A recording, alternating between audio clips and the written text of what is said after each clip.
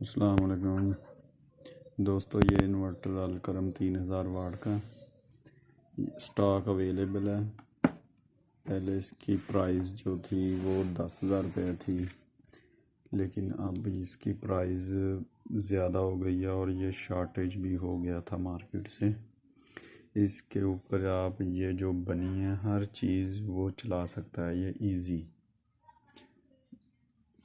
1 ton का AC inverter ये आसानी चला सकता है, और एक फ्रिज कोई सी कंपनी की हो वो चल जाएगी।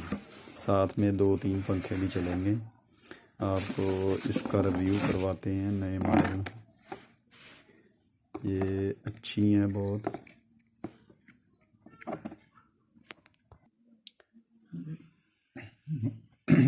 वायर भी अच्छी है और सोल्डरिंग भी अच्छी की हुई है इन्होंने।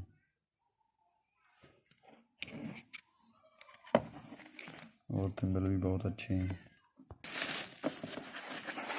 पहले ब्लू कलर में आता था, अब इसका कलर ग्रीन में भी आ गया। फिनिशिंग भी अच्छी है और चलने में भी बहुत अच्छा है माशाल्लाह। जिस भाई को चाहिए हो डिस्क्रिप्शन में नंबर दिया गया है, वो राब्ता कर ले। लोकेशन हमारी फैसलाबाद है।